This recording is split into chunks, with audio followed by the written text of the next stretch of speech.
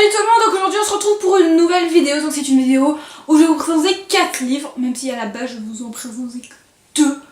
Mais bon, le hasard fait bien les choses, donc c'est parti pour une vidéo où je vais vous présenter 4 livres. Le premier livre que je vais vous présenter sera Wonder, donc je l'ai pas avec moi mais je vous afficherai photo juste là de la couverture.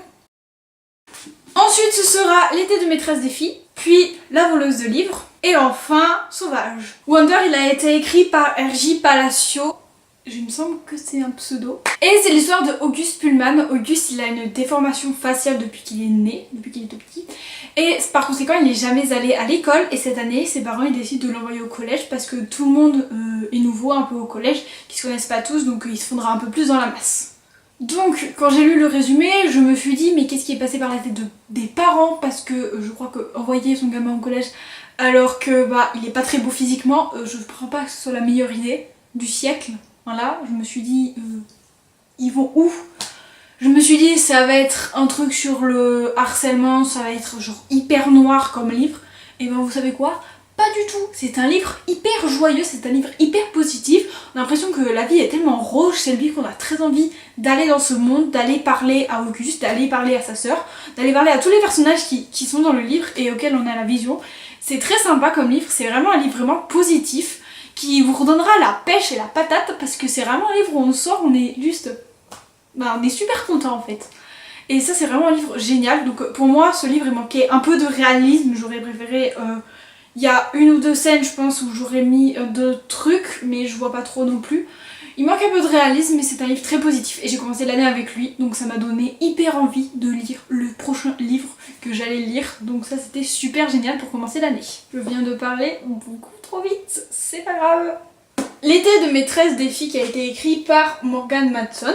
C'est un livre qui parle d'une liste et de deux copines qui se connaissent depuis 2 ans et qui, il y en a une, elle a disparu, elle sait pas où elle est, et Emily qui est restée là, et elle a qu'une liste et de sa meilleure amie et elle sait pas trop quoi en faire, il y a 13 défis un peu bizarres dedans. Et écoutez, Emily va essayer de voir si en faisant les défis sa copine va réapparaître un peu par magie ou pas, ou elle va devoir aller chercher un peu plus loin la solution de ce bouquin.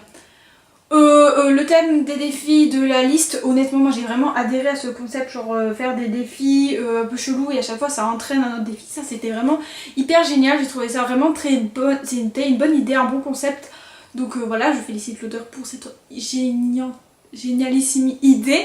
Voilà, par contre je trouve que le livre, on est tombé dans les clichés parce que Emily est une fille vraiment très timide qui vit complètement dans l'ombre de Sloane et qui va oser donc se démarquer des autres et tout, et moi j'ai l'impression que c'est toujours comme ça. Je sais pas si c'est parce que j'ai lu que voilà, mais j'ai l'impression que c'est toujours comme ça, toujours dans les clichés. Je trouve ce roman un peu trop dans les clichés. Après je pense que j'exagère un peu parce qu'il y a 2 clichés, mais je trouve ça quand même énorme, donc voilà, il y avait un truc au 3e chapitre, j'avais déjà prévu la fin et j'avais raison, donc ça m'a un peu saoulée. Mais sinon c'est un livre facile à lire, c'est vraiment bien, et on parle de oser, de faire des choses parce que ça aura peut-être des répercussions positives sur le futur, mais en tout cas c'est un livre génial, mais qui tombe un peu dans les clichés, c'est ça juste le problème. La voleuse de livres a été écrite par Marcus Cusack, donc ça a complètement de changement d'époque et de lieu et de tout. Parce que les 2 autres livres que je vous ai présentés, ça se passait aux États-Unis dans cette époque-là, dans l'époque on va dire contemporaine, enfin dans notre époque. Alors que celui de nos jours, voilà, c'est mieux. Et ce livre-là, il parle de l'Allemagne en 1939, donc ça parle de l'Allemagne nazie, donc ça se passe pendant la Seconde Guerre mondiale. Donc c'est l'histoire de Liesel. Liesel, elle va avoir 10 ans en 1939, en février. Et sa mère, elle peut plus s'occuper d'elle, du coup elle l'envoie chez une famille de parents adoptifs à Munich qui s'appelle Rosa et Hans Huberman, qui sont complètement 2 opposés. Je sais pas du tout comment ils ont fait pour s'aimer un jour, parce qu'ils ont l'air complètement de se détester. Et Liesel, elle sait pas écrire, sait pas lire, elle vient de trouver les mots, elle vient de trouver les livres et qu'on peut lire des trucs, et va apprendre beaucoup de choses dans la rue Himmel, la rue où se situe le livre. Et il y a plein de petites choses très rigolotes dans ce bouquin, comme son voisin, qui est vraiment, je trouve, un gars très rigolo. Et bien sûr la Seconde Guerre mondiale a débuté, mais au début du livre on n'en parle pas vraiment, c'est plus un truc comme ça c'est dans la tête, mais c'est un peu au fond de la tête. Et au fur et à mesure que la guerre avance et que les Allemands ils reculent un peu, et en fait genre il y a plein de trucs qui vont venir dans la vie de Liesel, bouleverser un peu son quotidien, et ça c'était très sympa. Donc c'est un livre que j'ai bien aimé, même s'il est, on va dire, il a un peu un côté assez triste, assez sombre quand même, comparé aux deux autres qui étaient assez joyeux. C'est un livre que je vous recommande après avoir étudié la Seconde Guerre mondiale, vous comprendrez plus de choses et je pense que quand vous n'aurez pas étudié la Seconde Guerre mondiale, vous serez complètement en mode mais c'est quoi ce truc? Parce que moi j'ai étudié la Seconde Guerre mondiale avant de lire ce livre et je pense que honnêtement ça m'a aidé, j'ai compris plus de trucs grâce au livre et grâce à ce que j'ai appris en cours. Donc vraiment ouais, je l'ai bien aimé, c'était un roman assez compliqué, enfin pas compliqué dans le terme, mais c'est un peu lourd de sens quand même. Enfin je sais pas. C'est un roman, c'est très... Enfin ça parle de la Seconde Guerre mondiale qui est déjà pas un sujet très évident, voilà, c'est pas un sujet... les guerres c'est déjà pas un sujet très évident. Et en plus, contrairement aux autres livres de la guerre, que ce soit des gens qui s'enfuient, là c'est le ressenti vraiment des Allemands, genre on est vraiment en Allemagne. Donc ça c'est... Je sais pas, mais ce livre il m'a fait quelque chose je crois. Je crois qu'il m'a touché ce livre, genre vraiment, je crois ouais. Je suis en train de comprendre des choses face à une caméra, c'est assez rigolo. Mais honnêtement, je crois que ce livre, ouais, il m'a touché. Ça parle de tout ce qui peut se passer alors qu'on n'en a pas conscience en fait, parce que nous on étudie, mais on n'a pas vraiment un ressenti. Donc ça c'était bien. J'ai l'impression d'avoir un ressenti vraiment de quelqu'un qui a vécu la guerre. En étant enfant avec un peu les yeux... Vous savez, l'enfance c'est un peu genre le moment où on découvre plein de choses avec un air innocent.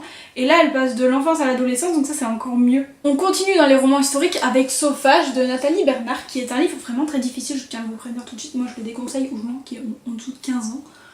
Et voilà.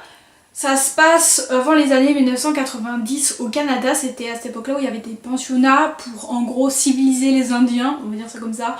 Parce que j'ai pas trop d'autres termes qui me viennent à l'esprit pour vous parler de ce livre et j'ai pas trop cherché non plus, hein, je ne le cache pas. Et il s'appelle Jonas, il a 16 ans, ça fait 6 ans qu'il est dans ce pensionnat et là il lui reste 2 mois, soit 60 jours à tenir, à ne pas craquer, à rester obéissant à là. Et pour qu'il puisse gagner sa liberté et retrouver la forêt, tout ce qui est un peu naturel et tout.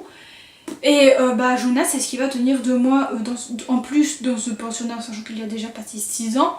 Ouais, je pense que ça relève du défi parce qu'on se dit il reste 2 mois, je veux pas me faire virer avant pour pas que ça se repousse encore, mais en même temps on a tellement envie de partir, je sais pas si vous voyez. Voilà, donc c'est vraiment un roman genre vraiment, mais il y a plein de choses dedans qui sont implicites, c'est tellement difficile. Et je pense que j'ai repéré 2-3 trucs, mais je suis pas sûre. Ça parle des gens qui se conforment, enfin qui sont supérieurs aux autres. L'autre ça parlait du racisme et du nazisme, mais là ça parle des gens qui se prennent complètement supérieurs aux autres, qui ont un pouvoir sur les autres et tout, et qui n'ont pas de droit de parler, comme des esclaves en gros. Sauf qu'ils sont, ils dorment dans un pensionnat dans des lits, mais c'est un peu comme ça, je pense que je les vois comme ça. Et c'est vraiment genre, il y a plein de sujets très difficiles, je les ai pas tous cernés, mais vraiment très difficiles dedans, et genre c'est implicite en plus, donc moi, j'ai pas du tout comprendre en fait. Je pense qu'il y en a certains, je les ai, mais j'arrive pas à mettre des mots dessus, genre je sais pas. Je sais pas si c'est ça ou pas, je crois, donc je vais pas dire de bêtises.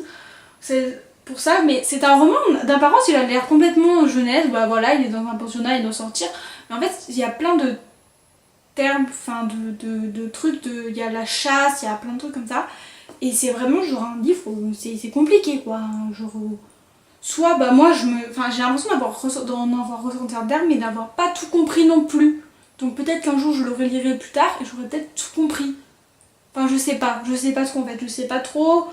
Voilà, en fait la lecture c'était rapide j'ai trouvé, il y avait pas trop... Au début c'était assez lent à bien démarrer.